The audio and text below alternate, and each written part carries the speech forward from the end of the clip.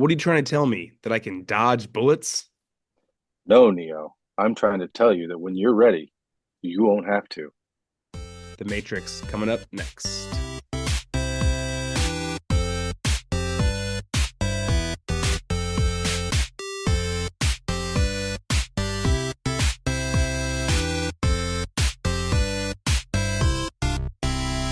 Welcome back to Nerd is the New Cool. I'm Justin, and joining with me, as always, is my best friend, Mr. John Lambert. What's up, man? I'm excited about this one. Yeah, I mean, we didn't even get to. How can you not be? We're jumping right through the cordials, like how you doing, how are things going? We're just going to start talking about The Matrix. This is a movie that we both have grown up on. You probably more so than me, but Eh, it's it's just become part of our lives. So 25 years. That's weird to say out loud, isn't it? that is kind of that's strange. That's weird. Makes me feel old. I got some questions for you. First question to make you feel old, or maybe make myself feel old. How did you rewatch this? How'd I Amazon? Okay, so you Now I own it, but I just said, nah, I'm just gonna do like I didn't feel like finding it. Like I know I own it. It's down here somewhere. yeah. I'm in my basement. So it's down here. I know I have it, but I was like, I'm just gonna do it on Amazon because I'm lazy. So you purchased it again on Amazon. First of all, this is for free on Pluto TV, just in case you didn't know that. I don't even know what that is. But I watched, well, it's free ad, but I watched it on the DVD that I do own. Here are some fun facts about the DVD. There are 38 scenes, which is really a lot if you think about a DVD. There are Hmm? so many behind the scenes things, and it really makes me mad because nowadays you just don't get this. It's like hard to find. Here are some things that you could watch on this DVD, and I watched a few of them. There's an HBO first look called Making the Matrix behind the scenes. There was a Nice. you could watch the whole movie with audio commentary, and the audio commentary was with Carrie Ann Moss, editor Zach Steinberg, and special effects supervisor John Gata. Have you ever watched like a movie with audio commentary? I have done it, and I think I don't remember what Lord of the Rings I did it with. I think it was the Two Towers. I don't even know why I was doing that, but I did. Kind of interesting. There is a track, like an audio track, a music only audio track, so you can like basically watch the movie with music only. There's a Follow the White Rabbit nine. There are nine special effects mini documentaries. So basically, how do they do all these things? There's a second That'd be special cool to watch. yeah, I watched that one. And there's a second one that I didn't Yeah. get a chance to watch called Take the Red Pills, which is about hidden special effects. And then there was also a thing on the DVD, and unfortunately I didn't have a PC with a CD player where you could put the CD player in or put the DVD in the CD player basically on a PC. And there was trivia. There were previous web events that I'm assuming are no longer there. You could read screenplay and storyboards, essays and articles, the original website, and also a trailer from the movies. Just a fucking plethora of That's a lot of information. yeah, right. And like that's just you can't do that anymore with streaming these films or TV shows. That's just you watch the thing and that's basically it. If you want to watch additional information. I mean, there's just so much out there with YouTube and I mean, Instagram. there's a couple because I think I either bought Infinity War or Endgame, like just straight up bought it. But I bought like the special edition version of it on Amazon, so like that had some additional content. So it's still available, but like you got to pay extra, and it's like I just don't think people do that anymore.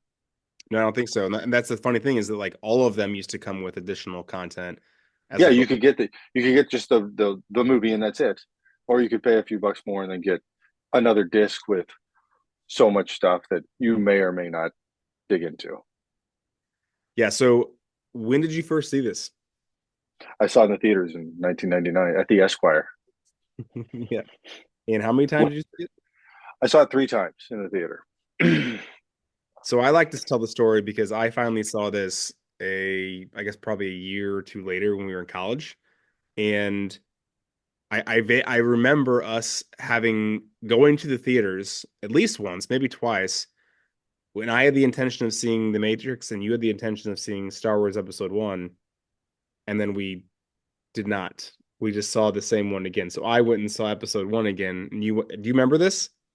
No, don't remember this at all. Okay, well, this happened at least one time also at the Esquire, where That's awesome though. yeah, and I'm pretty sure it happened one time at Mizzou as well, where it was you went to see Matrix again, even though you were going to go see episode one with me, and I definitely went and saw episode one, even though I told you I was going to go see the Matrix with you, and so I didn't get to see it in the theaters. I watched this at home on DVD, and despite that, though, this is one of like certainly one of the movies that we watched a lot on DVD, and also a movie that I had a poster. I basically had like three or four posters. It was Sopranos, it was Star Wars Episode One, and it was the Matrix poster in my dorm room. Yeah. Yeah, I always thought what struck me about this movie, and I even had this thought like in '99 when it came out, like I don't remember a lot of advertising for this. I don't rem like, and maybe advertising was different, but like like you knew Star Wars was coming out. You knew certain movies were coming out. I feel like I didn't know this was coming out, and then all of a sudden I kind of saw it, and I think I heard some things about it, and then was like, "Oh, I'll go see that. That looks cool," and it just blew my mind. Well, yeah, I mean, we'll get to budget and stuff like that later on, but I mean, compared to the Star Wars IP, it was essentially the first of its kind, and I don't necessarily think that I believe it was Paramount or Warner Brothers, one of the two, that they didn't expect it to make this much money. They were essentially trying to, It was Warner's. It was yeah, Warner's. I don't want to say cut corners, but this was not the mega hit it became the mega hit that it didn't necessarily plan for, right? Hmm. So what makes this movie great? There's a few things for me that really stand out. I'll just throw out the first thing that I think has been popular, especially since, with the rise of and advent of a lot of different, technological advances. And this really kind of starts in the 80s. And we're going to talk about this more later on as well. But just the idea of like having a dystopian future. And we've seen that before, right? We've seen that with like things like, I don't know, Terminator or 1984. But this storyline, as the internet becomes super prevalent, is something that I don't want to come. I don't want to necessarily say it like leaped things forward like Star Wars did, as far as like for cinema. But I'm gonna say for like storytelling and like really embracing what was going on in culture. I mean, it was fucking crazy impactful, right? Yes. I mean, it's funny. Like even like I rewatched it this afternoon, and I just thought I was like, who thinks of this stuff? Like who who came up with this? Like how many drugs was this person on when they came up with this idea and then blew it out? But yeah, but what you said is totally valid. Like because the internet was just coming out, so this was totally like it kind of and maybe that's what made it so popular. And that like it's an action movie. It is very exciting. There is really no downtime throughout the entire like it's 137 minutes. That is a fast 137 minutes because you're just moving from one thing to the next and it does not feel that long. But it's so relevant because it's set now, but it's not really set now. And it's taking advantage of a lot of the technology that's starting to come out and showing, like you said, like the power that it can have and Yeah. what it can lead to. Mhm. Taking some notes from like Terminator and other things of eventually machines can get smart enough and then they can take over. And this is just another way for that to happen. And it's just and it's another way and it's but it's different because it's not them killing all of humans, it's enslaving the entire human race. Yeah. Right. Just nuts. Well, and using them as fuel. I Right. think another thing that held up because I also watched it this afternoon for the who knows how many times. But the CGI really holds up. I thought that the scenes of Neo and characters dodging bullets, and even like the Mm-hmm. aliens taking over current, I guess humans or whatever you want to call them. Uh, I didn't think to myself, oh man, that's really aged poorly. I mean, it's been 25 years, but the CGI was really great. There were only a couple parts. I don't want to say it took me out of it, but I was like, from looking at it from that lens, I was like, man, that probably would be better if you did it now. And those really, there were two parts. One was more egregious than the other. Kind of bad was when Neo jumps off the roof and falls through basically falls into the ground, like his first Hmm. jump. That Yeah, was kind of a little hokey. it was The a worst, little cartoonish. It was like, the worst, yeah, yeah. But the worst yeah. part is certainly when the door gets blown off of the elevator at when they drop the bomb. Oh yeah, I know. That was the only part I was like, that would definitely be better now. But really, other than that, like Well, it really and the does. door and I always point it out because the door gets blown off, and then but if you look at the background of the room, it's pristine. It's not the same room that they destroyed. Everything's fixed. It's just, but you're focused on the door, so nobody sees that. Yeah, which I'm sure is why they added that door in there because you want to take away from people that were, I mean, at this point, there was an internet and there were videos being posted online. People a little more conscious of like, let's try and not make this a thing that people are going to nitpick with. But obviously now technology, you nitpick anything. I didn't need technology. I just have eyes. Yeah, right. I mean, I've no, seen no. I've seen it enough, and I have eyes.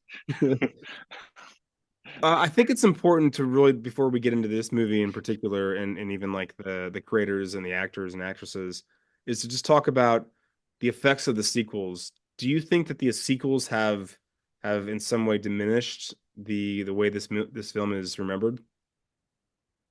Yeah. Short answer, yes. Yeah. I didn't hate the sequels.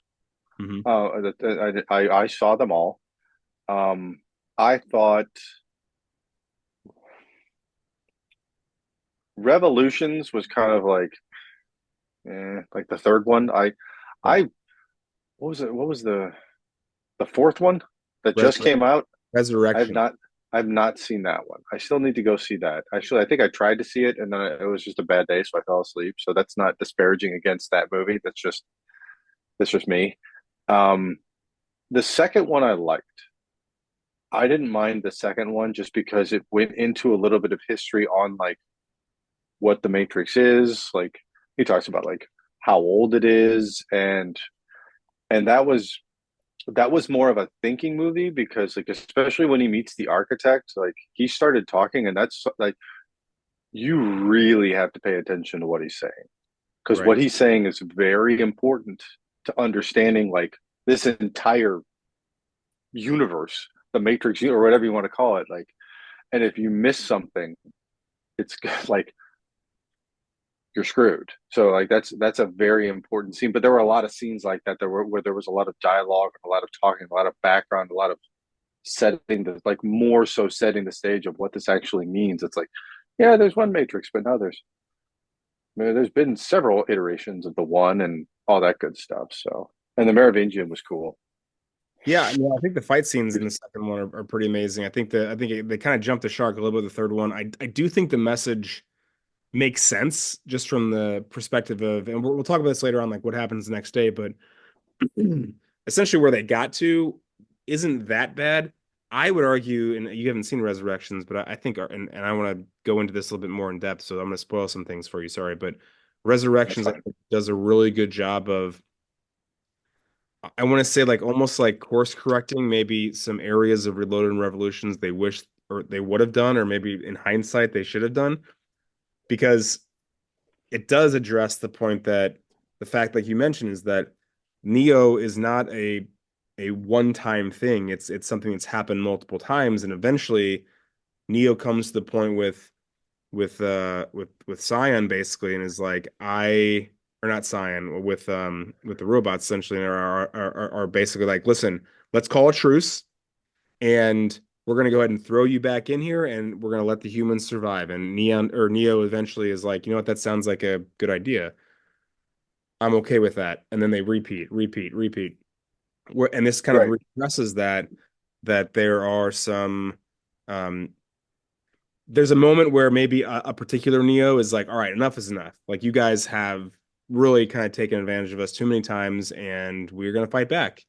Which I think most of us would agree that's what we wanted to see after the first one. And we didn't necessarily get it. We got more of like this great trilogy, but it spoke more to like the construct that we are forever trapped in. I'm sure that the Wachowski siblings were doing that on purpose to basically, essentially say like what has happened before will happen again, right? If you're talking about, religion and theology. But I just wanted to see us win. I want to see Neo just fucking shut that shit down. You know? or I mean, it's also like drawing it out. Right. Why have two movies when you can have three? Well, yeah, there's the business of it too, and we'll Yeah. talk a little bit about symbology later on. I kind of mentioned the Wachowski siblings a minute ago, and let's talk about them for a second. So just a couple things. Um, it's Lana and Lily were the creators. They were originally born Larry and Andy. So when this movie came out, that's before they transitioned. Those were their names. And Lily Oh, actually came out. interesting. Yeah, and Lily came out to the BBC News that the story of the films apparently was there was a little bit of an intention to be about transgender in like a metaphorical sense. A lot of their work has been done together. They did movies, TV, video games, comics. But one thing that's worth mentioning is they also both essentially contributed to like graphic novels and anime. And anime was like a big time influence for the movie franchise, right? And that I really That make I can totally see. Yes. yeah, definitely right. Um, one another deep comparison, which is also anime, is specifically Ghost in the Shell. Have you ever seen Ghost in the Shell or even like heard of it before? I've heard of it. I haven't seen it. Yeah, so and eventually they produced what's called the Animatrix, which was a animation style or I should say like a graphic anime style. Also heard of that. Didn't see it, but I definitely heard of it too. Yeah. Was Yeah. that on your bonus features at all? Animatrix? It was not. No, I wish it was. Like I would have totally Damn watched. it. Damn it. Carrie Ann Moss plays Trinity. She's a Canadian actress. She had a ton of TV roles early on. She was actually in a show. This is funny. A show called The Matrix in 1993. No relation. That's funny. This is her breakout role. What's your favorite role of Carrie Ann Moss besides The Matrix? Can you think of another role for Carrie Ann Moss I besides? mean, she was in The Acolyte because I just watched that. Hmm. But God, I know I've seen her in other stuff. I just can't remember what it is. Well, the big thing that I know her from is, or that I think my favorite role of hers besides The Matrix is Memento. She's Oh pretty yeah, amazing in that that. movie's weird. Guy Pearce, that's a good one. Yeah, Yeah, that's a good she's fantastic in that. one. Yeah, that's a good one. All I right. own that one too. Yeah. Yeah, yeah, yeah. Here's another one, another actor, or that essentially I don't want to say this was the first thing they did, but this was their breakout role, certainly in America. Hugo Weaving. So he's from colonial Nigeria. He's got British parents. He apparently lived in Australia for his entire career, so he's got a lot of really unique background. He rose to prominence in Australian films like Proof and The Adventures of Priscilla, Queen of the Desert, and those were in the early 90s. But this is really his main thing, and he goes from here to playing Elrond in Lord of the Rings and The Hobbit. Hmm. He Hmm. plays the title character V in V for Vendetta. Hmm. Plays Another dystopian future yes, movie. for Yeah. sure. He plays Red Skull in the MCU, Hmm.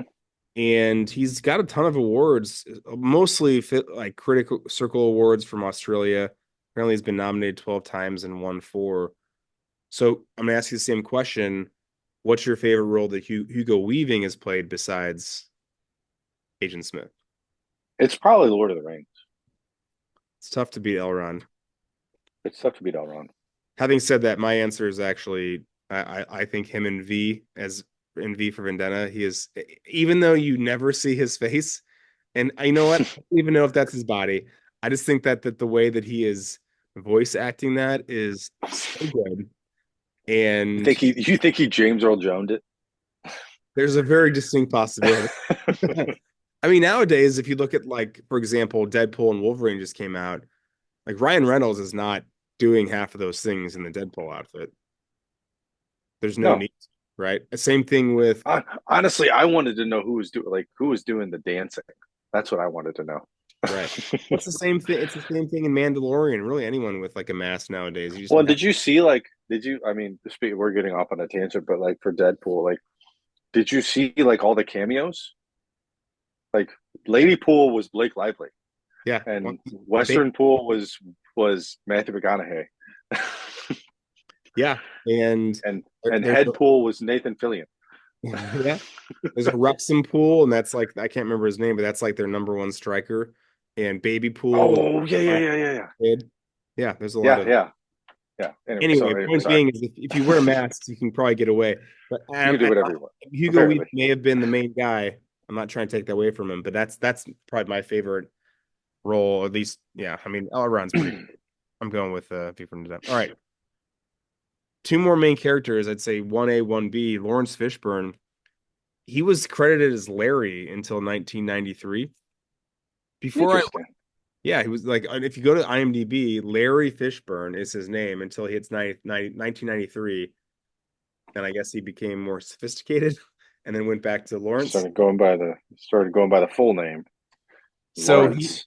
he started off on One Life to Live. That's a soap opera that I'm sure you've heard of before. In 93, he plays Ike Turner in What's Love Got to Do with It.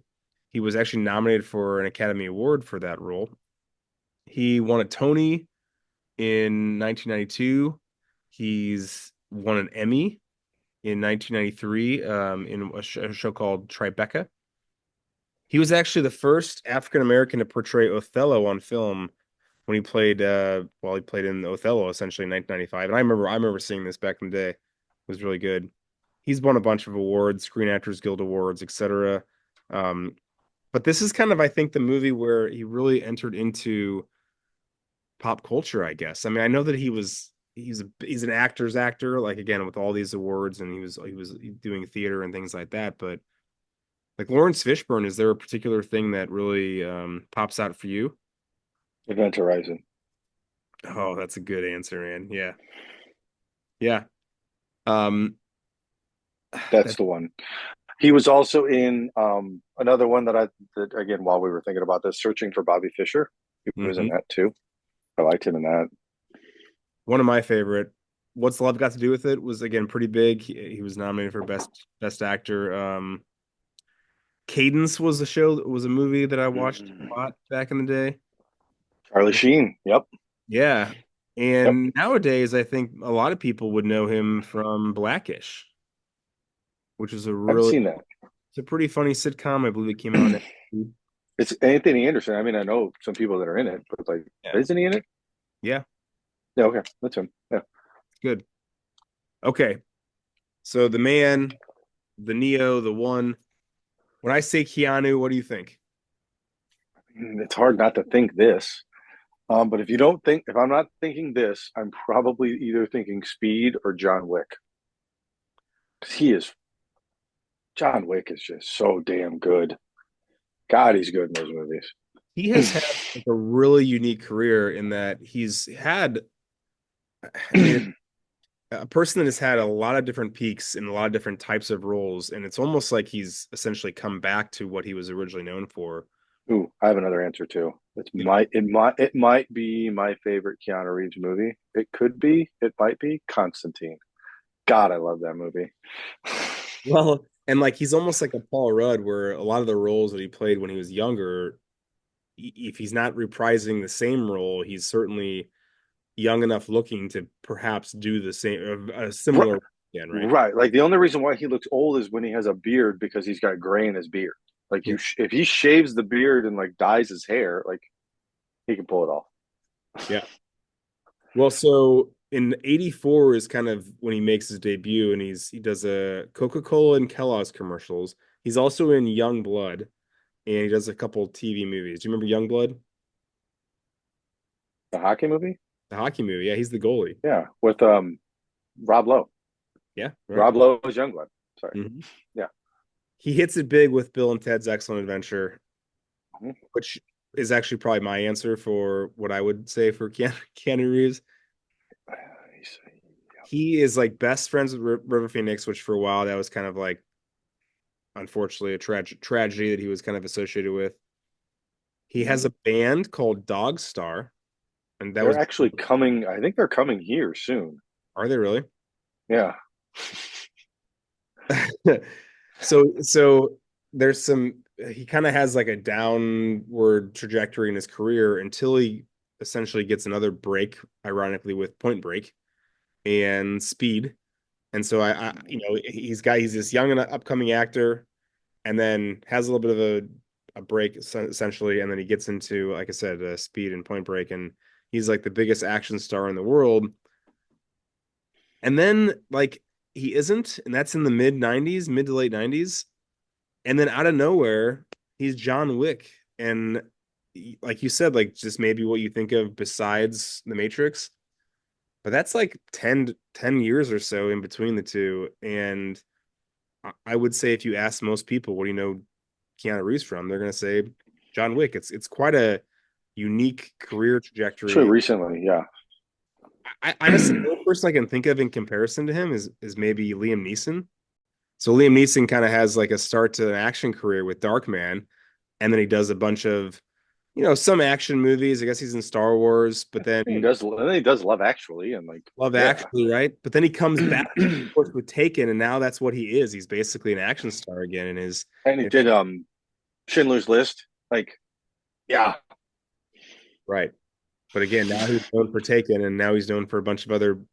I don't want to say John Wick's a B movie, but a bunch of movies that are, just fucking. We're gonna John Wick's lean, not a good movie. but we're leaning into the action star of it. That's what they do.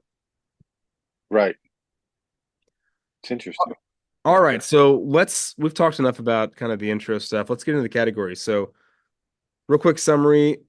According to IMDb, when a beautiful stranger leads computer hacker Neo to a forbidding world or underworld, he discovers the shocking, true to life he knows is the elaborate deception of an evil cyber intelligence. That I IMDb summary I is hate I hate that I hate that summary so much. it's maybe the worst I've seen in a really long time. It's quite possibly the worst I've ever seen. It's Anyway. confusing. I don't know. Yeah. I guess it's fitting for how confusing this movie is, but it debuted March 31st, 1999 as a runtime, as you mentioned before, 2 hours and 16 minutes. Now, this had a budget of $63 million estimated. And what's fascinating about this is that it was actually estimated to have about a budget of $95 million, but the Wachowski siblings essentially figured out a way to take this to be filmed in Sydney, Australia, and really cut off a significant portion of the budget, almost a fourth of it. So it's pretty smart. Just by shooting somewhere else. Just by shooting in Australia, yeah, in Sydney. It grossed over $467 million, which is crazy, again, considering a $63 million budget. Couple awards. It, Couple. well, yeah, I mean, well, first of all, Four. couple Oscars it won. It won 4 Oscars. It won Yeah. for best film editing. It won for best sound. It won for best effects and sound effects editing, and also won for best effects visual effects. It okay. I this is a tough year because 1999, again, these are awarded in 2000. The winner of this year is American Beauty. What's your relationship to American Beauty? I mean, that's a good movie. That's a that is a that is a solid movie, but it's a hard rewatch.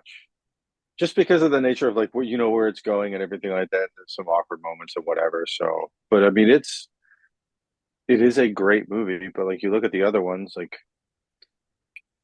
Green Mile, Tom Hanks, yeah, Sixth Sense, holy shit, Cider House Rules, did not see it. The Insider, was that the one with Russell Crowe? Yeah. Um, I'm just saying I think we can take one. eh, I think one of these movies can drop out of there and The Matrix should go in there. That's a hot take, but The Matrix is uh, it's a pretty amazing movie. yeah. Movies don't go for Best Picture, and I'm saying this tongue in cheek. Like I know a movie like this would never actually get nominated for Best Picture, but it's a but very but it should. I mean, yeah. yeah. BS rankings, Rotten Tomatoes gives it 83%, audience score of 85%. IMDb gave it an 8.7. I was a little surprised by these numbers. I thought they'd be slightly higher. Me too. But it is tough to get in the 90s or even like in the nines for IMDb. But it's not often that IMDb is higher than Rotten Tomatoes. The Spielberg Award for directing again goes to Lana and Lily Wachowski. They're actually just known as the Wachowskis now, or the Wachowski siblings. A couple things they've directed, and I'll go ahead and do the Tarantino award for writing as well because they did both. But Yeah, there's all this stuff. there are some differences though. So they directed all three the original trilogy of the Matrix films. They also directed together Speed Racer, Cloud Atlas, Jupiter Ascending, and then Lily directed Sense 8, which is a TV show, and Lana Hmm. directed the brand new Matrix Resurrections film. So Okay.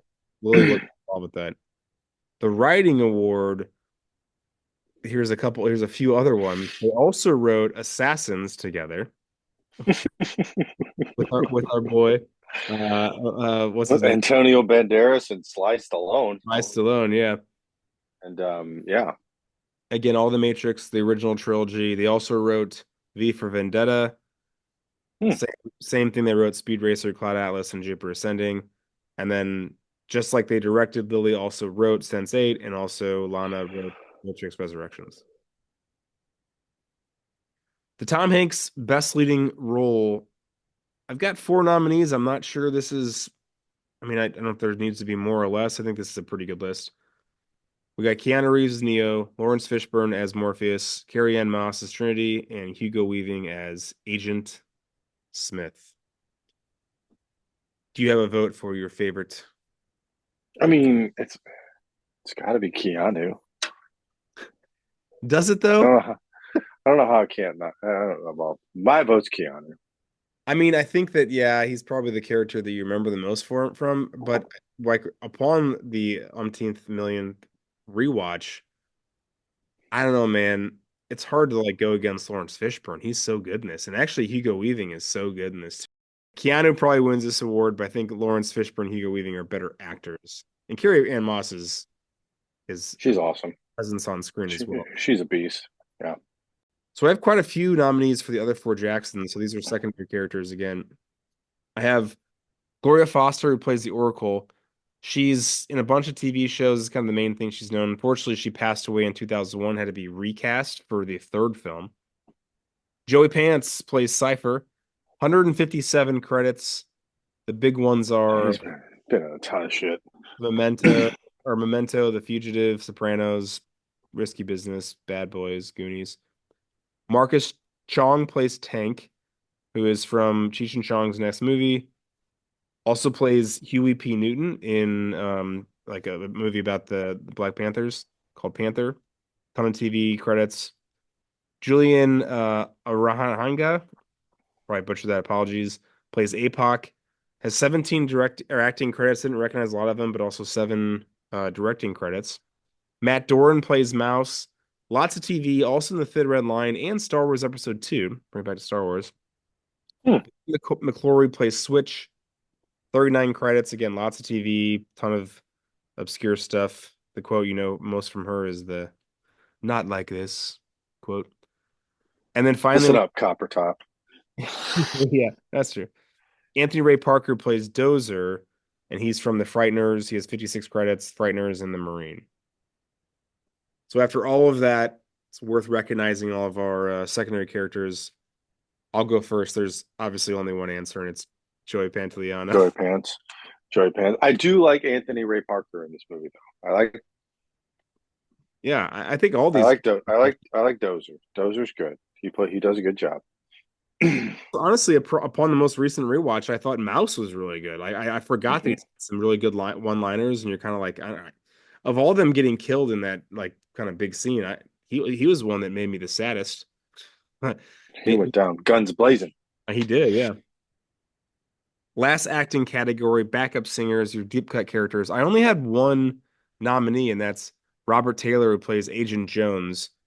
And I know him, he's from quite a few things, but the thing I know him the most from is he plays Sheriff Walt in Longmire. Did you ever watch Longmire? It's a Netflix show.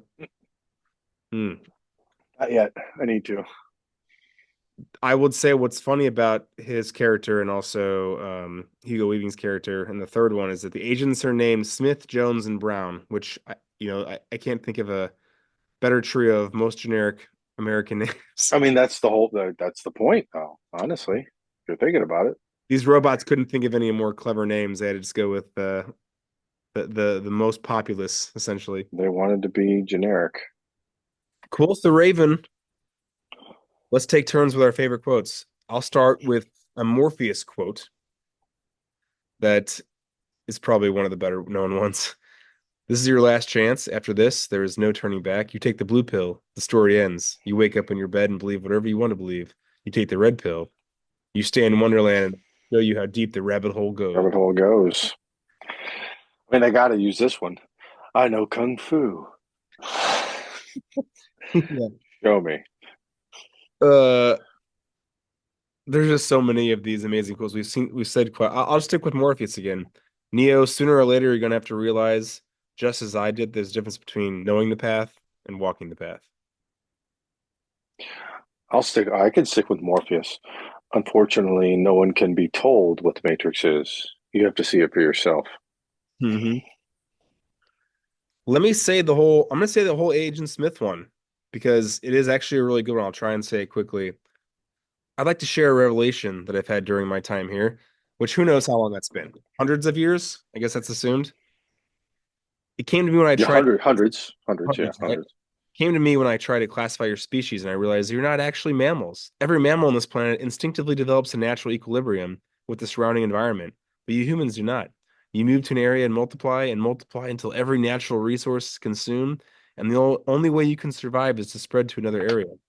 There's another organism on this planet that follows the same pattern. Do you know what that is? A virus. Human beings are a disease, a cancer of this planet. You're a plague, and we are the cure. Well, I will say, I remember Hard shit, like man.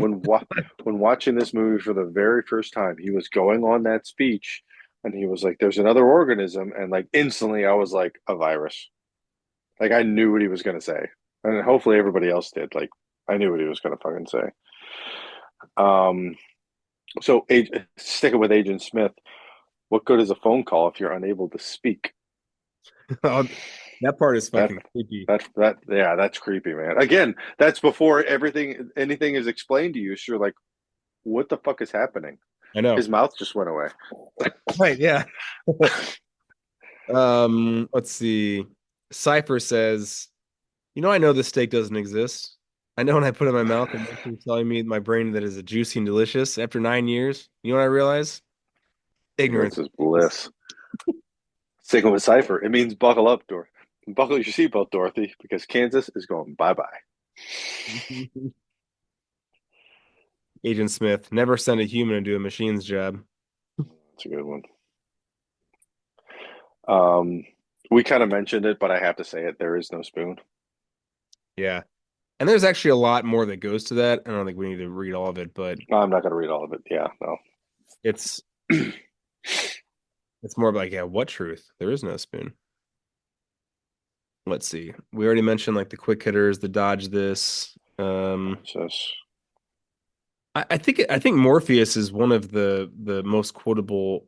he says a lot of stuff. So like, there's another one of his that I like, and it's when he was explaining how, like, he was explaining, like, for throughout human history, you know, humans have always relied on the machines, and he says, fate, it seems, is not without a sense of irony. And then he goes into like what they did to us. Yeah, and like he just teaches so much stuff. In fact, later on, it's the "How did I beat you?" And he You says, think that's you think yeah, you think "You that's air think you're breathing strong, now? hard, fast has anything to do with muscles in this place? Do you think that's air you're breathing right now?" That's fucking like, I mean, Fucking that's the crazy. moment where you're like, "Oh man, my That's fucking head, I think, just that's exploded." that's another mind fuck. Well, and I love that scene for like because he says that he leans in, he says, "You think that's air you're breathing now?" And Mhm. you kind of goes, and he just does this little silent like just this the like the quietest hum that you could ever do, and then he just gets up and says again. It's great Mhm. acting, great acting, great acting. Um, I do like this one when they're in the when he's eating the breakfast of champions, so to speak, and it's a mouse talking about it. It's like was like, maybe they couldn't figure out what to make chicken taste like, which is why chicken tastes like everything. It was like, how did they know what tasty wheat tastes like? That's my point. Exactly. Like that whole thing was great.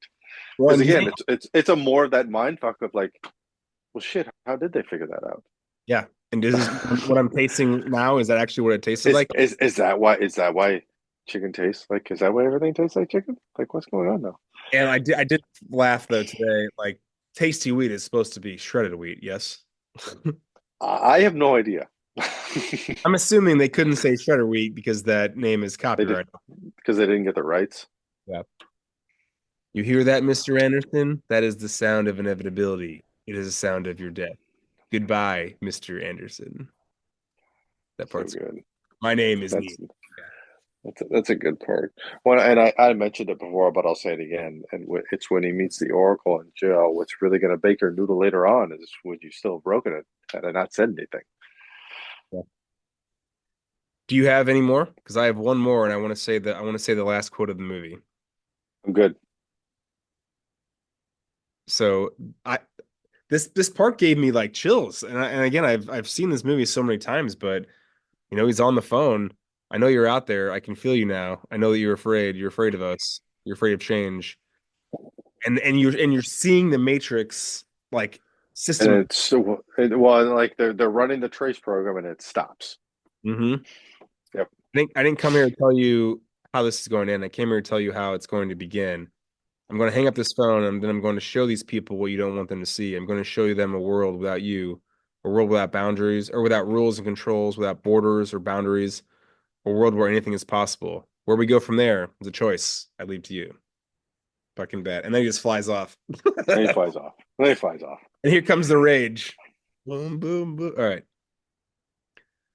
You're canceled. What do we need to get rid of? This is made again today, which again, this was made last year, so they've already changed things if they needed to. I'm going to say this is despite this being set in the future, but also flashing back in the past, the technology is not used enough or even seems outdated. Like I wasn't like, oh man, this is totally the 90s. Like it didn't feel like that. I mean, other than like the phone, like That's it. when he opens up the FedEx and it's like a. But I remember, dude. I remember like when you saw that phone, you're like, holy fuck, I need that thing. Like that was Yeah, the coolest thing ever. It was the coolest thing you'd ever seen. that was Everybody wanted that damn phone. that was the coolest one. Now I want to also throw this out there. Perhaps the robots were like, you know what was the fucking worst thing that ever happened to humans was the fucking smartphone. So we're just gonna eliminate it from their memory, and it never was a thing. They just get flip phones. That's all. Yeah, they just get razors and that's it. And I'll tell you what, I'd love it. I'd love I it. wouldn't be mad about it. No, I wouldn't be mad about it at all. Another Spider-Man again. Got some actors slash characters that we're gonna recast. Let's start with Trinity. Now, Carrie Ann Moss was 32 at the time, which is I have so many names. I'm just saying that's crazy. She does not look 32. Good for her. No. I'll go first because I don't necessarily love mine. One I kind of like. I could see her pulling it off. These are two actresses that are in their 30s. I had Brie Larson. I was Hmm. trying to think of someone who is believable enough to be a fucking like physical badass, but Hmm. also is maybe I don't know if mean is the right word, but like is not like super soft and feminine or Not a petite. not a pushover. No, not a pushover at all. Like just Not a pushover. That's what I'm saying. Like she did. Yeah, Carrie Moss is a badass in this movie. she's fucking awesome. Yeah, Believable that she is the baddest fucking person in the movie, except for Neo and maybe Morpheus. I think she could take Morpheus, frankly. But and she probably could if she wanted to. but Brie Larson I think she's demonstrated playing Captain Marvel. Hmm. And I also have Jennifer Lawrence, who I think is a pretty big badass in Hunger Games. I thought about Jennifer Lawrence. I didn't put her on there. So I had Brie Larson as well. I have a lot of names for this one. So here we go. Buckle up. I Mhm. have Emma Watson. Oh yeah. I had Karen Gillan Hmm. because she is a badass. I have Ana de Armas, Hmm. Zoe Kravitz, Mm. and Alicia Vikander. Who's that? She plays Ex Machina. Oh, fuck yeah, yeah. Oh She's man. in a lot of other stuff too. I do think this is one of those movies that I don't know if you can recast a particular character until you've like they almost have to like work together as a team. Like Oh, you mean like you can't recast Trinity until you recast Neo? I feel like you have to recast Trinity, Neo, and also Morpheus almost like simultaneously because they are like a triad. Because Okay. because an initial of the people you mentioned, I think that I really like Zoe Kravitz. I think And she's just like she can be a fucking badass. yeah, but I think if you like recast Zoe Kravitz with like, I feel like she's got to play well against the character it's playing Neo, right? You gotta it's got to be Hmm. believable that Trinity is gonna fall in love with Neo. Yeah. All right, so let's actually Do we go. do we do we skip to Neo? Well, how about this? Why don't we actually, yeah, let's skip to Neo. Yeah. Let's skip to Neo. So I'll give you mine, and I like two of these, and the other ones are okay. I'm not gonna tell you which ones I like and which I don't like. So Keanu was 35 at the time when he played Neo. I always throw in Theo James in roles like this, and I don't know if you even. I feel like every time I say Theo James, you don't quite know who he is. So he's best known for the Divergent series. He plays four. He also is in Oh, I know who that guy is. okay, all right. I was gonna say there's a new TV show on There's a HBO. new Netflix series. So he's He's in. I think he's great. Yep. But I was trying to think of an actor that I think would be believable to be clueless and like not I don't know, just kind of like nerdy is not the right word, but it's clueless. I'm just gonna say clueless. But this becomes a badass like somehow through the word. He's believable enough to be a nerd like tech guy, but also like he's also badass. So like Austin Butler could do a pretty good job at this. Okay. Have you seen the new TV show Superman and Lois? Nope. So, well, the character who plays Superman in that is named Tyler Hoechlin. He's very, very good. And then I don't know if you've seen this TV show either it's called The Flash, the CW show. I think the dude who plays The Flash, Grant Gustin, would be pretty good in this role. He's a very believable. Look up Grant Gustin. That's my favorite nominee. He's a very believable Flash character, and then you're like, yeah, this guy is a. You can see why he's good. You can see how he turns into that, but also he's a believable nerd. Oh, he was in Glee too. Oh yeah, he was in Glee, yeah, and he's also a good singer. Oh, I'm yeah. I'm just learning all things. Okay, what do you got? And he was in Arrow Oh, yeah, he plays the and, Flash. and Supergirl, whatever. All right. I had three names. I had Daniel Radcliffe. Okay. I had Bill Skarsgård hmm and Evan Peters. I thought about Evan Peters. I thought he would actually do an okay job on there. Um, oh man, Skarsgård. That's a. I think that I don't know if he probably could do a good job. He's been leaning in so much to like the fantasy, which I guess is kind of a fantasy movie, but Hmm. like the roles I of don't like know. It and the Crow. I don't know. I'm not sure he's done a role like this yet. Neither had Keanu. And that's pretty true. Okay, so we No, haven't picked. neither had anybody. Well, no one had done a movie like this. Um, what's your favorite of those three? I don't know. Probably Bill. All right, so I'm gonna put that on here as a potential. Bill Skarsgård. Okay. Let's do Morpheus now. So I had a couple actors, and I didn't mean to keep I mean, I kind of like, I don't know, say intentionally, but I thought maybe it'd be good for them to be African American or like diverse or whatever. So I, Jonathan Majors was came to mind first, but I know he's canceled, so we probably can't put him on there. Um, Yeah. I do think he would be a good person in this role. John Boyega probably be a pretty solid this. We know him obviously from as Finn from Star Wars. My second favorite, this is my favorite actually. I came with on my own, but then I started thinking about like actually the cast of the new movie, and that is has become my favorite. But I think Aldous Hodge would be really good.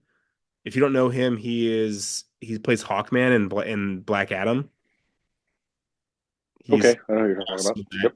He also plays Jim Brown in One Night in Miami, and he plays MC Ren in Straight Outta Compton. Anyway, he's really, really great.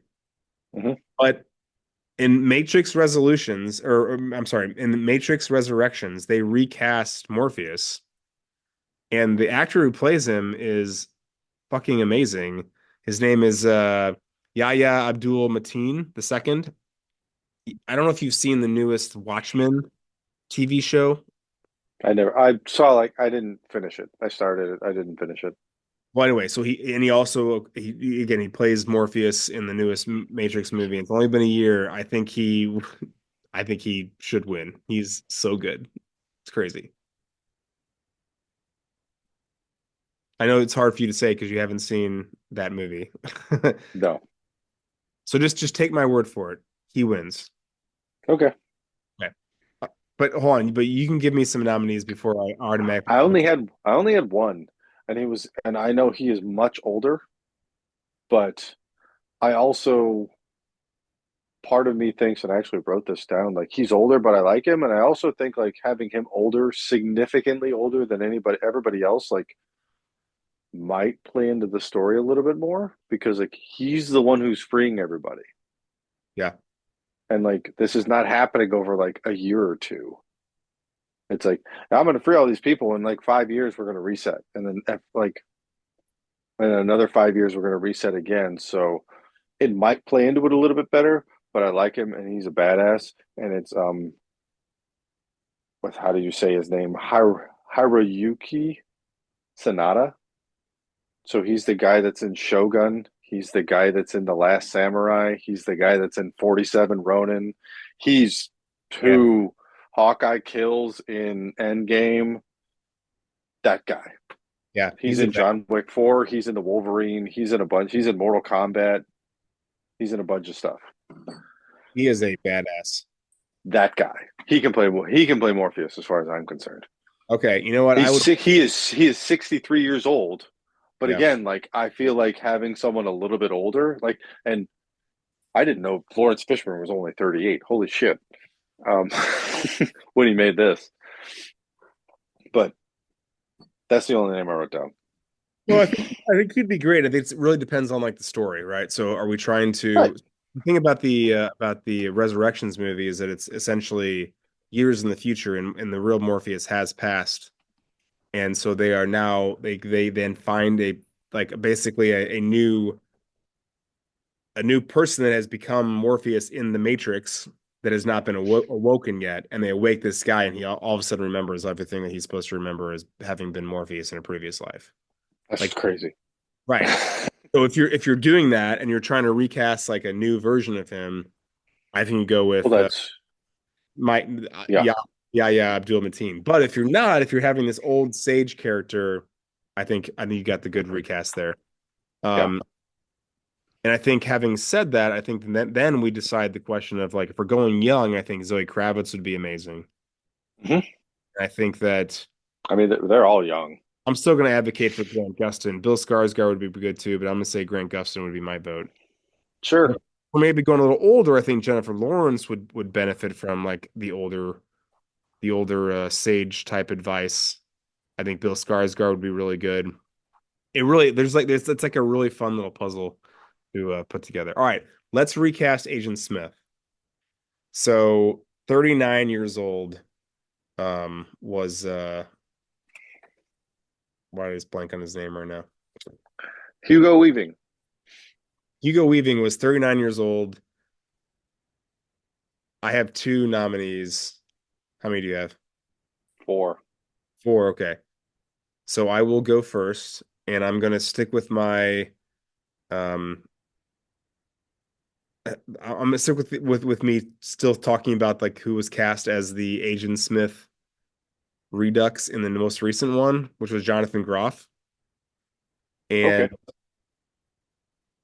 he's so good in it, and I don't care what anybody else says. I'm not sure if he was well received or not. He's very, very good in it. He's believable as like a likable character and just loses his shit. And I also thought Adam Driver would probably pull this off pretty well. Like you got to have that level of like you just turns into a psychopath out of nowhere.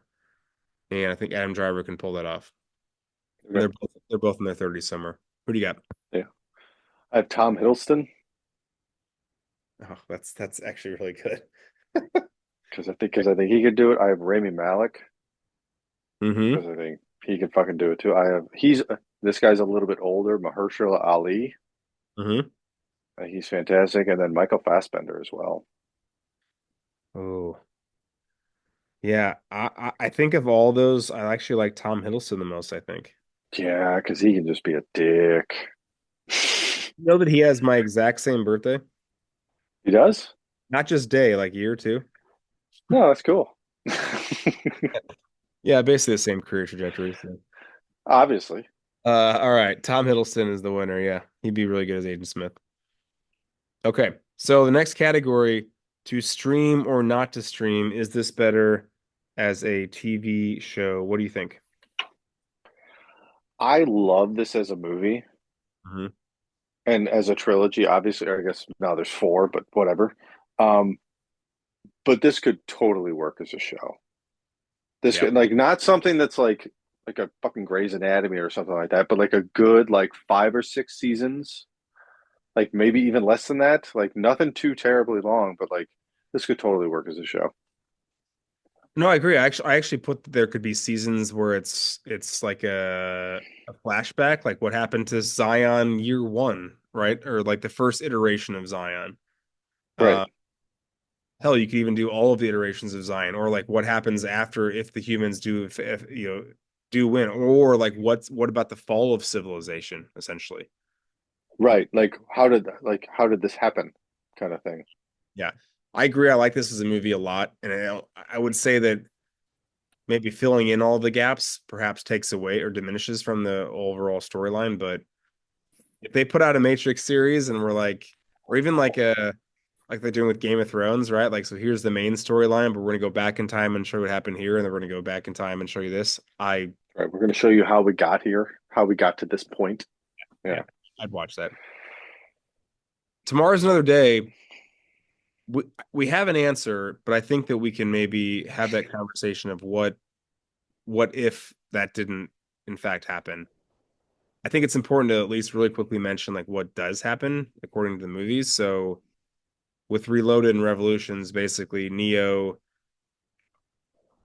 is now trying to save Zion for the most part. And you've got like the hmm parallel of Neo in the Matrix dealing with a lot of like characters that I guess have been like banished at some point, right? hmm And then Agent Well, and Smith. they just kind of they're just kind of they find a way to keep existing. They find a way to turn over from one version of the Matrix to the next, and to the next, and to the next. And that's what has happened to Agent Smith now as a result of Neo killing him in the first movie, or seemingly killing him in the first movie. But Agent Smith has somehow gained the power of taking over other, I guess, Programs. features or programs to, yeah, hmm to replicate himself. So he becomes like a virus himself, which is, I think, the irony of the whole of his speech Right. movie. No, it's crazy. And so anyway, so he's trying to at the end of the movie, he finds the key, talks to the architect. The architect tells him about the whole system, and then Revolutions, it ends up being that Neo is fighting against Agent Smith, and the robots basically make a deal and say, if you can get rid of Agent Smith, we will not kill all the Zion humans. Right. Right. Now here's the part that is that you don't really know about, which is Resurrection. So if you want to cover your ears or anyone listening hasn't seen Resurrections, this is a spoiler alert right now. But basically, the way it starts is that it's years down the road. It's like 60 years after the revolutions, and there's a character called Bugs who is essentially realizes the Matrix is kind of running in this old loop. And what happens is that Neo is now in the Matrix. He's been put back in the Matrix after having died, and so is Trinity and all Morpheus. They've all died, and so they're all kind of back in the Matrix, but they're not themselves. But Neo is like keeps running into Trinity, but they don't know they're the same. Trinity has kids and a family. Neo is like a programmer. He actually is a game. He's Thomas Anderson again, and he's programmed and is basically in charge of like a game that is he thinks are like just like creative ideas, but they're actually memories of like what the Matrix was. Anyway, long story short, Neo eventually wakens up, gets awoken after getting into a fight with Jonathan Groff, who is the new Agent Smith, and he's trying to wake up Trinity. That's like the whole premise of the story. And in the meantime, Morpheus gets reawoken. They're talking to Nairobi, who was Jada Pinkett Smith, right? Hmm.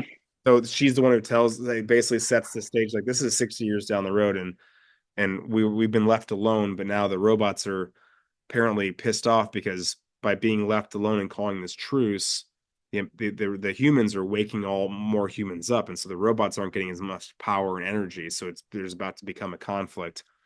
Long story short, Neo eventually reawakens Trinity, and it kind of like gets to the point where it resets the whole where Neo's like, all right, fuckers, no more truce. Like now it's time for us to like basically take this shit over. Which I think a lot of us, I may be spoiling like a question I had at one point or at the end, like in some nerd thoughts, but it kind of does set the stage of like, all right, so two and three were fun, but four essentially gets us back to where we were at the beginning of one, which is I'm Neo, Fuck you. I'm Neo. We're about to start a new revolution, and you guys are on your heels now, right? Right. So my question for you is, what would you have done if you could either rewrite two or three, or even write a fourth, or even what I just told you? Like, what would you do in the next part of this story? Um, Well, it's funny because I took a completely different route because I don't know why, I was just in a silly mood. And like what happens next? And I took it as like what happens immediately next. And what could happen next is people in the Matrix see some guy flying around that completely mind fucks them. It blows their mind. They freak out and then they shoot him. Resistance over, Matrix forever, done. Like there, that's what happens next. Like that could totally happen. Obviously not what Stop the happened, but like, bullets. You can stop the bullets. but like if he's not expecting it, That's true. Yeah. so. But anyways, but no, I think in general. So I thought that was a funny thought because I was like, yeah, that'd be hilarious because humans are going to react that way. Like, what the fuck is that guy? He must be some freak. Let's shoot him. Um, Like, did you like the way that I mean, I think we all like the way the first one ended, but did we like the way the second, yes, third one? Did you like the way the third one ended or the second one ended? Did you like not that? really. I liked again. I liked the second one just because it gave you a little bit more background. It gave you a little bit more, more history and some more context about the Matrix, about this unbalanced equation that is the one, and that it's a recurrence. It's not just a one time thing. So it's like this is the seventh time that this has happened. So we're very good at destroying Zion because we've done it before, and we'll do it again and again and again, and we're going to be in this cycle, this constant loop. So I can appreciate like what they were doing and where they were going with it, but I feel like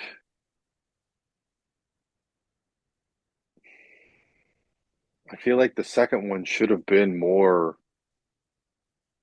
It should have been like to use a reference that we used today. It should have been like the flash forward flashback scenes of like Reese when he was fighting the Terminators there. Like that's what it could have been, should have been.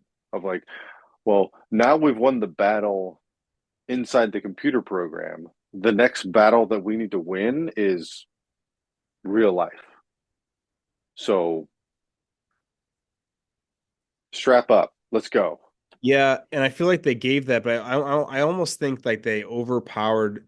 Sometimes when you get to movies, like they either like they nerf character, like they're like we made you this powerful, but now we're gonna make you somehow not powerful at all in this next part of the movie. Right. No, the you're not going to do anything. Like, or well, they like they like MCU, they nerfed Hulk. Like, let's be honest, Hulk could have killed anybody at any time, whenever he wanted to. or they overpower someone so much where it's like, why they can't really have a fight right now. It doesn't make any sense. So like and Captain Right, Marvel is a similar conversation, right? Um, right, and I think that perhaps they made these Sentinels too powerful, and they're like, well, hold on, the humans are just going to get their asses kicked, and so we have to figure out a way to basically call it a tie. I don't know. I felt like there should have been more. For me, I would have liked to see more, and I think that's where the fourth one kind of leaves us, where if you're Neo and you can remake the Matrix, which is essentially like the entire power like operation of the robots, then you have kind of limitless power, and they kind of didn't make it seem as much. And I think right, that the fourth one they kind of lent itself to that. And I really didn't like the tie. I understand the concept of like, all right, so, and we're gonna do this again, but perhaps next time we do it, now there's going to be a potentially a different outcome, which is kind of what happens in the fourth one.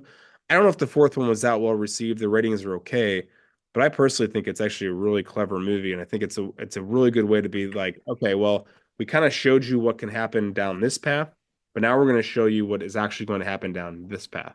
It's happened down this path 7 times, but now the eighth time is the charm. And now the humans are gonna finally figure this fucking shit out and possibly win. right. Um. Anyway, go see. I mean, what are you doing? Watch Resurrections. Come on. Nerd facts. So the Wachowskis, we've kind of mentioned them and their success they've had in their careers. However, Lily and Lana's first film, Bound, was a critical success, but Warner Brothers were a little bit hesitant to fund The Matrix because due to the cost it was going to be demanded. So in order to pitch the film, they recruited underground comic book artists Jeff Darrow and Steve Scroach to draw a 600-page shot-by-shot storyboard of the entire film and then present it to the executives. Finally earned the approval and was given the go-ahead.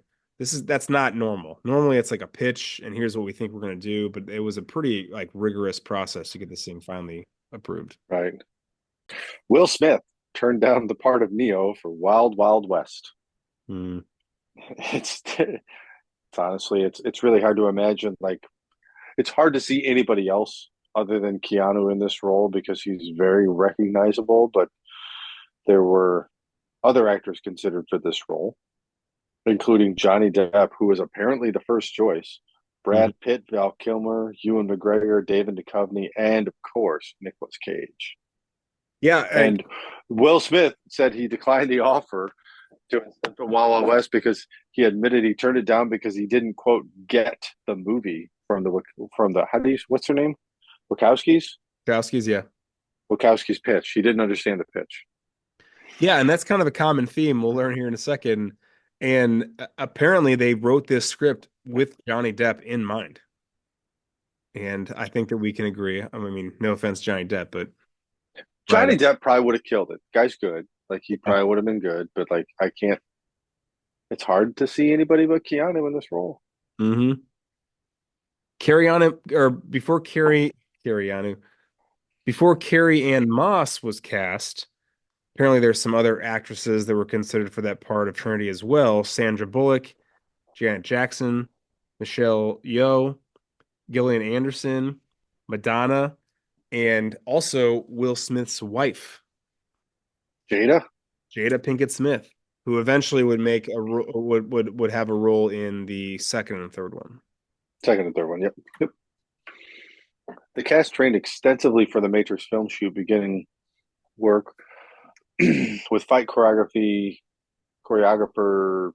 Yu Wen Ping in October 1997 and continuing for 4 months. Proved particularly problematic for Reeves, who underwent cervical spine surgery due to a herniated disc immediately before pre-production.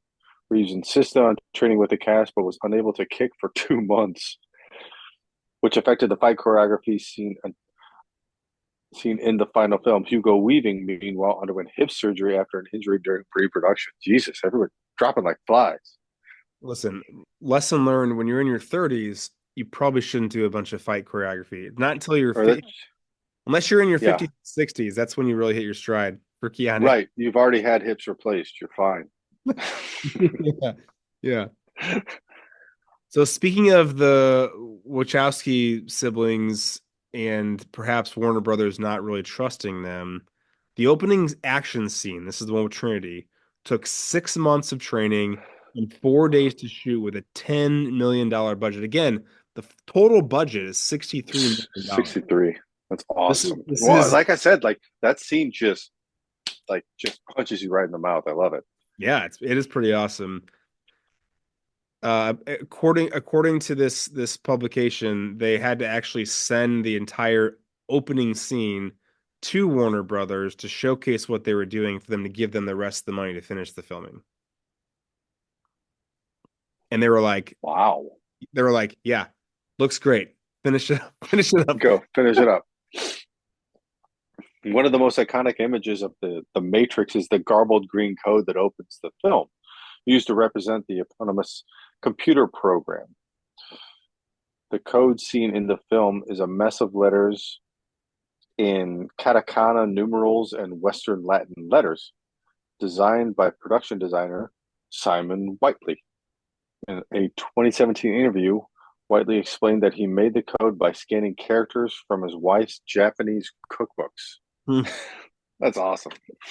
Yeah, I mean, and there's a lot of symbolism throughout this film, obviously. And so like green again is supposed to be when you're in the code world, the Matrix world, Right. whereas when you're in the surface world, everything is blue. And actually the only green ever being seen in the surface world is the code that you see on the ship's screen. Hmm. That's interesting. I Mhm. never saw that. I never thought about that. Yeah, I mean it's kind of the dichotomy of like, all right, you're in the Matrix, so you're gonna have this really green tint, almost like you're in a computer monitor. Whereas again, blue, it's like, all right, I'm in the real world. And then when you actually see Morpheus and Neo fight, they have a yellow tint, yellow and white. It's almost as if like we're in the in-between world where we're not necessarily in the computer, we're not necessarily in the real world, we are in this simulated world. Hmm. But the meaning of the human city of Zion changes throughout the Matrix trilogy. In the Matrix, the city is discussed but not seen, and works mostly as a metaphor for a promised land of sorts, obviously Zion, Mhm. and a goal that makes the fighting worthwhile. The meaning changes throughout the other films. And kind of speaking of like symbology, right? What's the symbolism here? What's the symbology there? Sorry. No. So speaking of religious symbolism, first of all, there's like it's all about like threes, right? So you've got that speaks to like the Holy Trinity, of course, like Father, Son, Holy Spirit of Christianity. The Matrix itself was a trilogy until they came back and did the fourth, which the Wachowskis had said we're not doing a fourth ever. But sometimes the dollar is right, I suppose.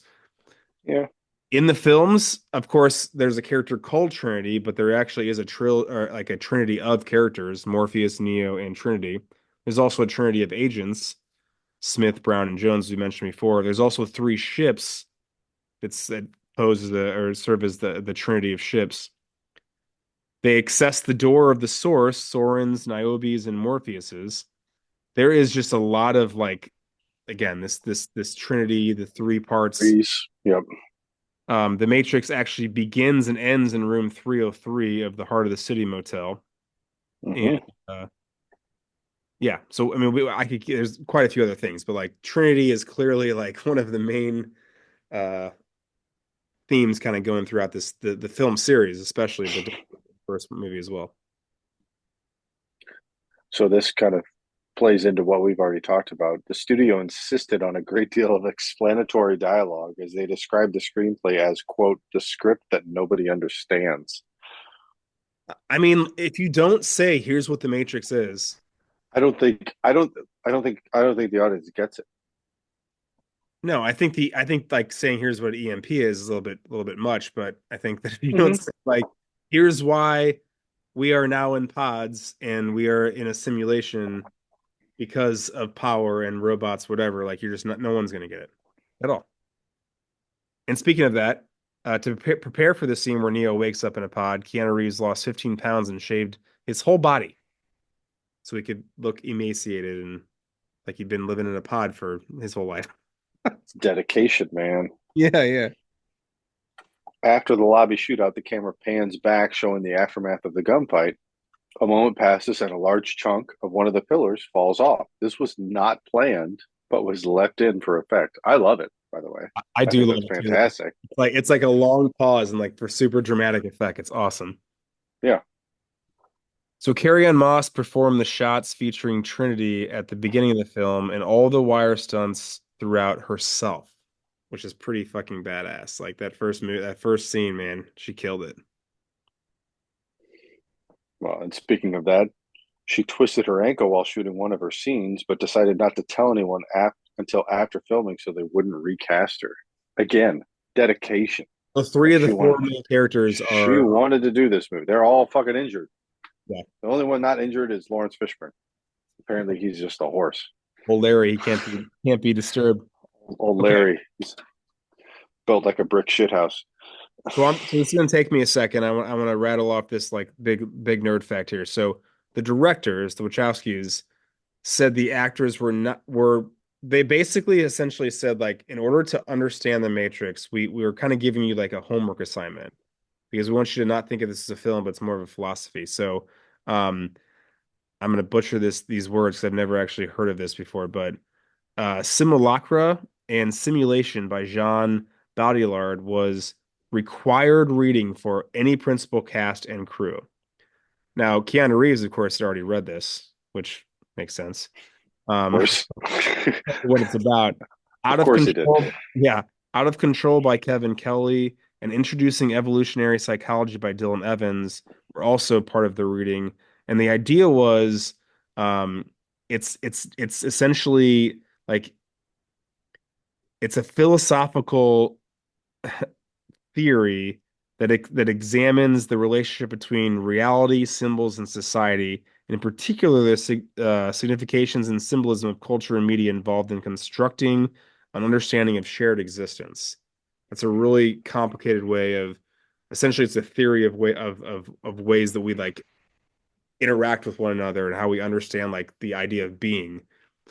Keanu had read this, he got it. Carrie Ann Moss, it was a bench was essentially like this was very hard to learn. But the Wachowskis were like, this is really important for our cast and crew to understand this because if you do and you read these books, you understand like the whole point of like our movies and Right. thus producing a better product.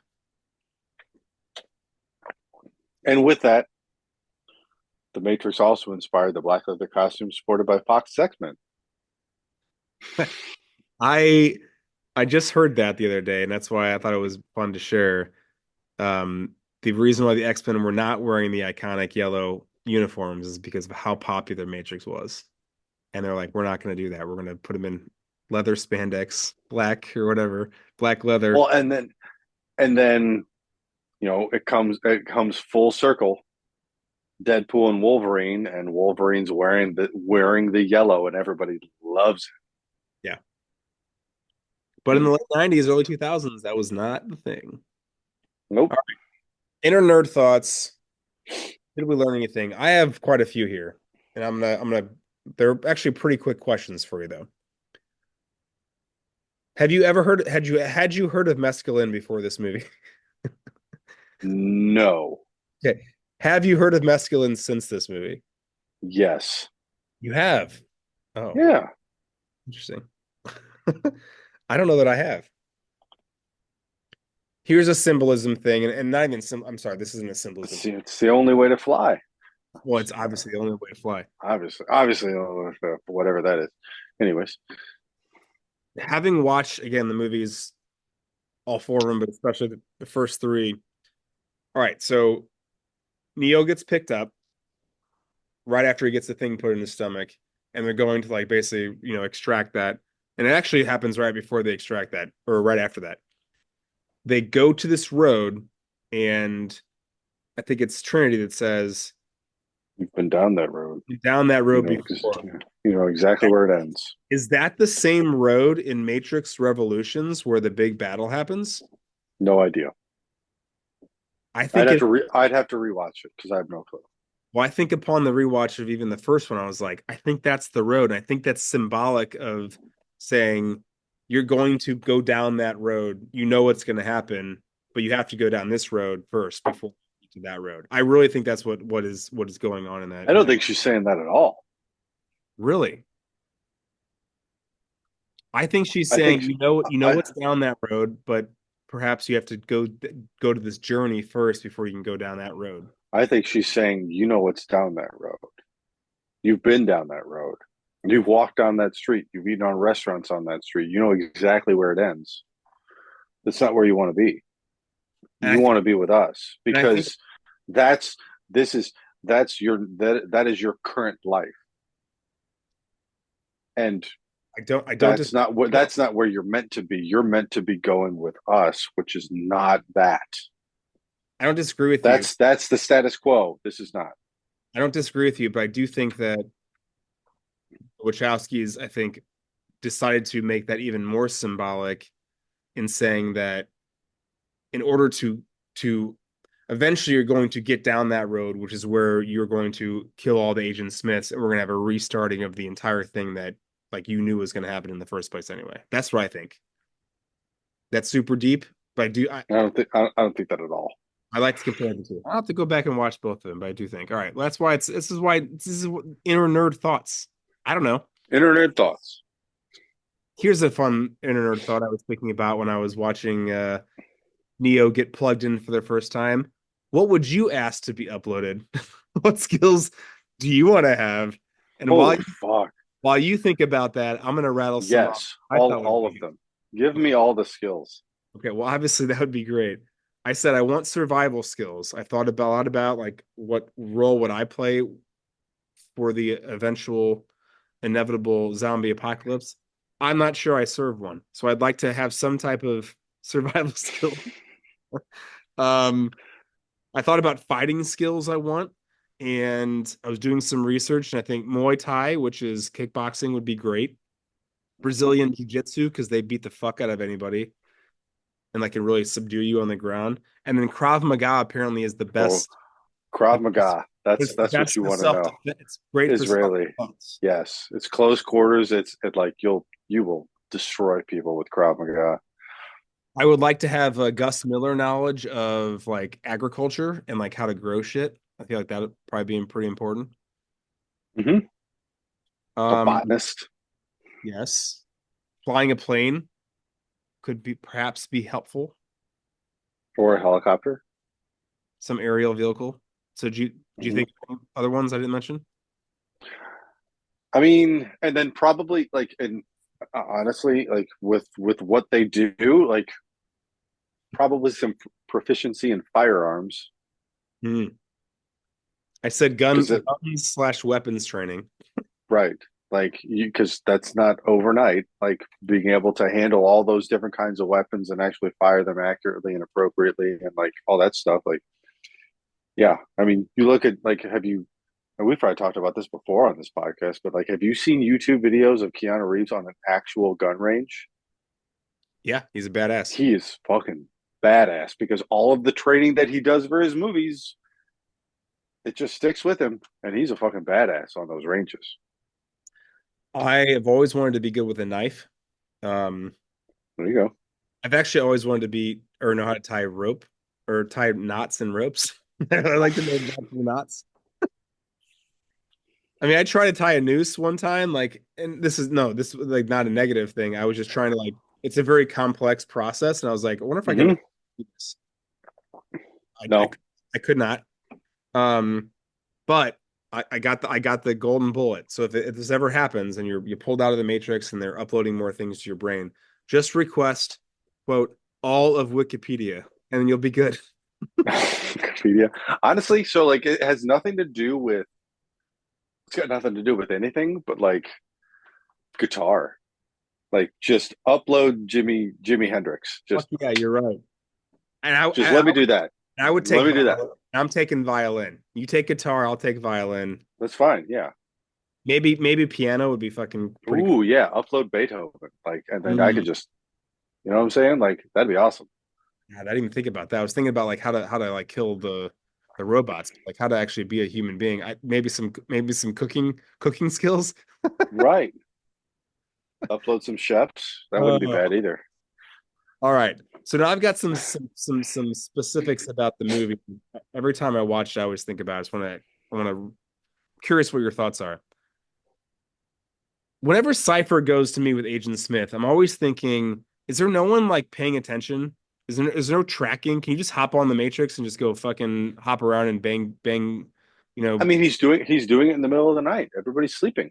I get it, but isn't there like some type of way to be like, hey, Cypher went to Amsterdam again, like he's hanging out in the red light district. I mean, like, there's got to be some type of. I would think there would be some type of like warning sign, Logging.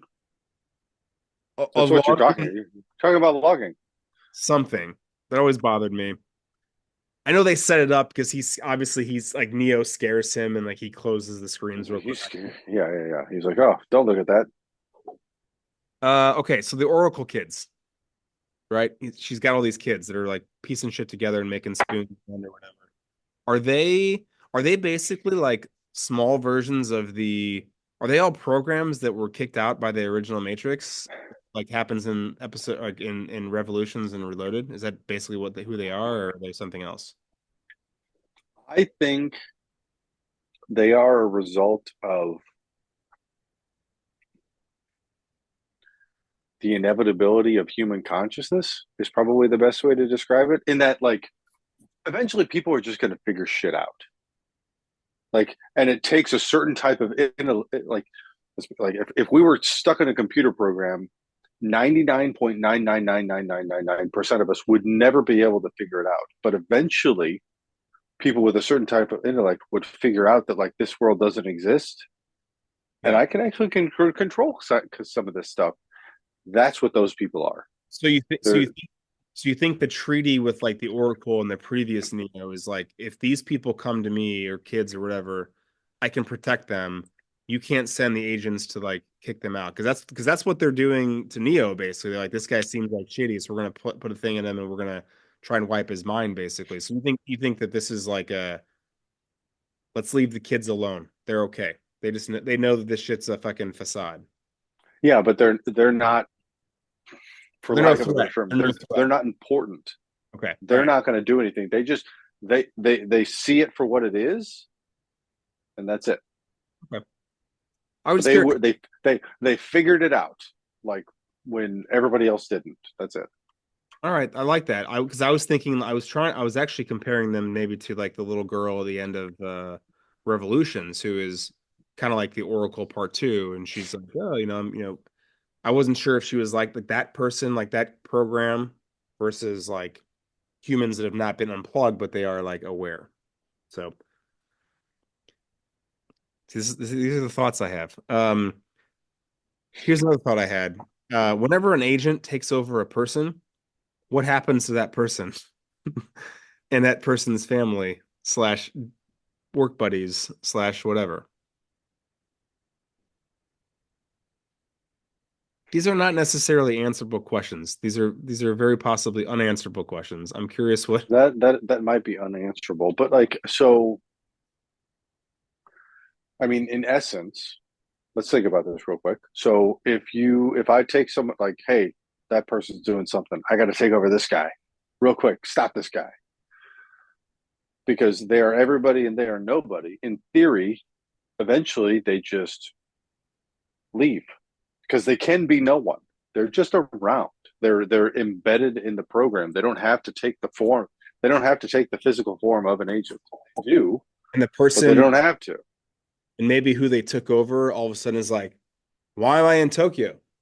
Exactly. Okay, all right, I'm a missing person Exactly. for six Well, weeks. and also the fact that they control all of this stuff, they can alter. Like in theory, they can just alter your mind Yeah, to where you might wake up in Tokyo, but eventually they'll put you back to where you need to be, wipe your memory and everything, and wipe everybody else's memory to forget that you were there, that you were gone, and life is normal. Nobody ever knew you were gone. Nobody ever missed you so the because they idea can just control everything. the idea is either they do enough hopping to where it doesn't matter because I hop from one person to another, and if it's only an hour or two, who cares? Like it was like I just wandered off for And, an hour. and even if it's 2 days, we control everything. Yeah. I control the memory. I can make my friends and family will be like, oh, he was here the whole time. Doesn't matter. Hell, Yeah. they could probably make a projection of that person so he really was there the whole time. Yeah. All right. I was just, again, these are the things I think about. I've got two more. Why is Trinity in love with Neo? Seems like they just met. I don't understand. Seemed pretty quick. Yeah, but so at the very beginning of the movie, She's been the watching very him for a beginning, long time. she's been watching him for a long time. So is that love or infatuation? It's infatuation that turned into love. Okay. I don't need to go into that anymore, but uh, so here is again upon the rewatch, looking at it from the lens of like critiquing it.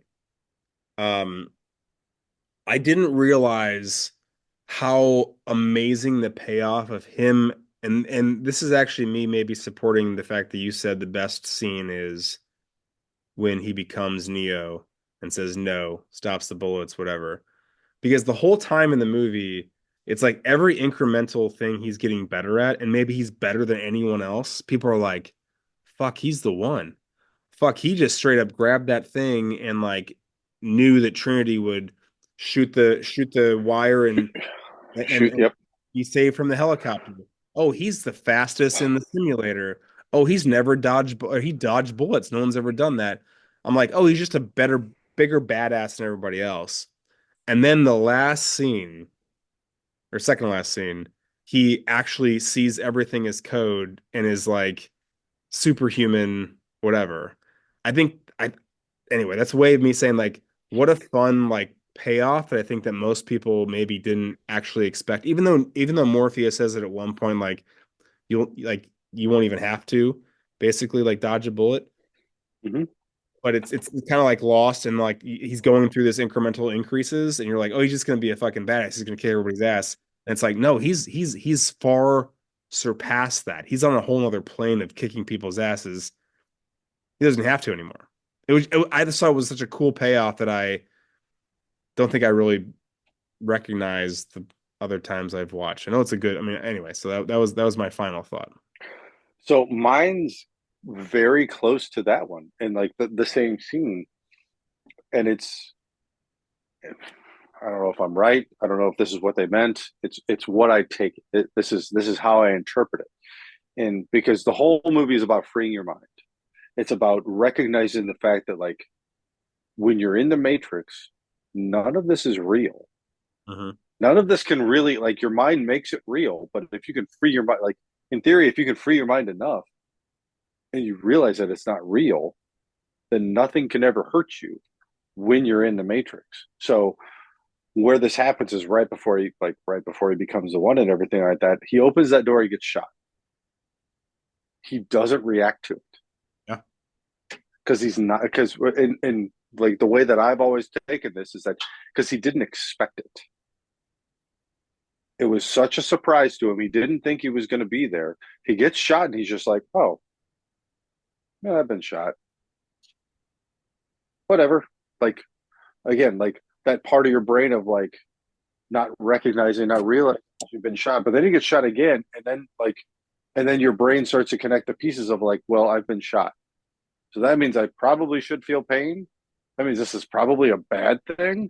And then he gets shot and then he dies. But like that first shot always gets me because his mind, like essentially, like his mind had been freed to a point Hmm.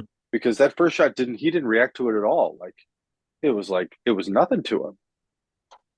So I always thought that was really striking. I don't know if that's what they were trying to do or what they meant to do, but like I always took that of like Neo having his mind almost freed. Because if his mind was truly freed, he gets shot. He's like, whatever, fuck you. Like bullets don't matter in here. You can do whatever you want to me. Right.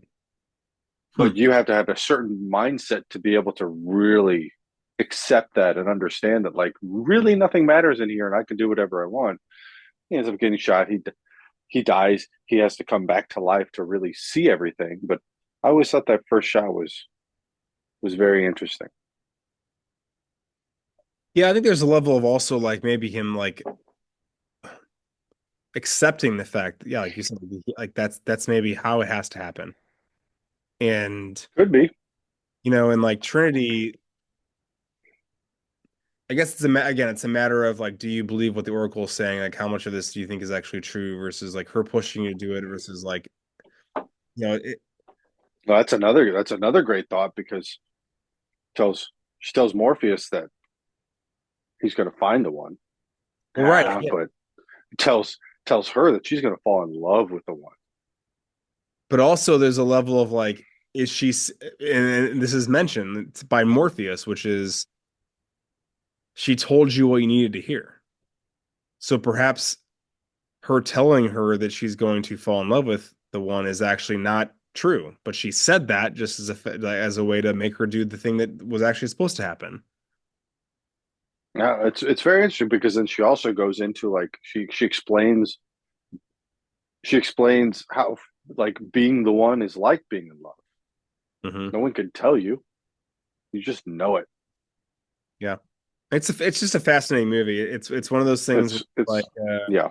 you know, There's a maybe lot to unpack, and there's like, and upon rewatch and rewatch and rewatch, there are more things like this, like what we're talking about, that you just kind of have those aha moments. You're like, holy shit, what about that? Oh shit, I missed that one. Like where there's just more things that we could dive into if we really wanted yeah, and there's so much symbology going on. to. Um, no, Yeah. there really is, and there's also just a lot of butterfly effect situations where, like, maybe if I went down this path, this would happen. But also, there's that philosophical concept of or theory of, regardless of what would happen, we're eventually going to get back to like the original timeline, or like things are going to happen the way they're supposed to happen, regardless of who says what, who does what. You know, Doesn't the concept of fate is brought up in this, and Neo says he doesn't like it. right, I've never liked that. right. But also, that's essentially what happens. Uh-huh. That's also what happens. Yeah. All right, well. Any final thoughts? I think those are some pretty good final I thoughts. mean, that's a lot of final thoughts. Yeah. This movie is deeper than I originally remember watching it for maybe the first 10, 15 times, but upon watch 16 to 38, I've realized how amazing this movie is. And I do think the fact that the sequels perhaps diminished what I originally expected to have happen. I as I'm getting older, I think I realize how good the sequels really are, and I'm actually excited to revisit them, and we will definitely revisit them on a future episode. I mean, Um, I'll tell you, like the Matrix Reloaded is probably deeper than this one, sure. just because it goes into a little bit more. It goes into more depth. It gives you a little bit more history, and like you really have to pay attention to what everybody's fucking saying. You do, and it's less exposition. It's more just crazy action slash dialogue, and you have to be like, okay, what is happening now? I have to remember what all these things actually stand for, and I don't know. It's pretty great. Again, I think that the problem with the original trilogy is that I do think Revolutions perhaps didn't come to the conclusion we wanted because most people don't want a tie or a ceasefire. But A truce, yeah. Bruce, it does kind of make sense. And I'll say it I for the mean, last it time. does. I'll say it for the last time, though. I do think Revolutions, or I'm sorry, Resurrections has really made me rethink the original trilogy and like maybe this is perhaps how it had to go down. And I don't know. I'd recommend seeing the most recent one. It was fucking awesome. Of course, see this one as well. See all of them. The Matrix, the entire IP. See all of them, but if you're gonna see one, you got to see this one. Jesus Christ, what are you doing? You could just watch this one and stop at that one, frankly. But the other You three, you could you could. Oh wait, I have one more thought. yeah. Sorry, I don't know why I can't. I don't know why I didn't think of this one before. Well, we've talked about it, but like, is this the best needle drop ever? Ever? The end of this movie, is this the, like, the song is "Wake Up." The band is Rage Against the Machine. They spent the whole movie raging against fucking machines. Like, Yeah. could you have not picked a better song to end this movie with, to end any movie ever in the history of movies with? I I don't know. I don't think so. It, It fits so well and it hits so hard. Good lord. Rage Against the Machine. Good lord. I would agree. It's one of the all-time greatest needle drops for sure. And Rage Against the Machine is a perfect fitting band for this movie. It's amazing. All right, now I'm done. Speaking of which, Nerd Outreach, thank yous. Thank you to John for being here so late, because it is a late night on a school day. What do you got? I was excited to talk about it. Excited, like the rewatch was epic. But thank yous. Oh, thanks for the Wachowski siblings for making this movie. Hmm. Um, yeah, Yeah, this movie came out in a pivotal time for us. We were in high school slash college, and despite John not remembering the arguments we had about what's better, Matrix or Episode One, I think this wins. Just upon saying. reflection, this movie does. uh, so thank you for that. So as always, we love our listeners. Please share, rate, etc. Send us show suggestions to nerdsnuclearpodcast@gmail.com, Facebook, Instagram, etc., Twitter or X. We're also wherever podcasts can be found. You can also watch some of our nerd takes and nerd bites on YouTube. Actually, you can watch all of our episodes on YouTube now because they're all going on there immediately. So, our next episode, we're going to be teaming up with an Lambert's brother again, Andrew, to be Mm-hmm. tackling Pulp Fiction, which came out 30 years ago and is arguably Quentin Tarantino's peak slash Masterpiece. thing of all time. It's certainly a masterpiece. So look forward to that. Absolutely. That would be a good one. Well, man, as always, good seeing you. Yeah, it was good seeing you too, man. All right. Bye, everybody. Bye, everybody.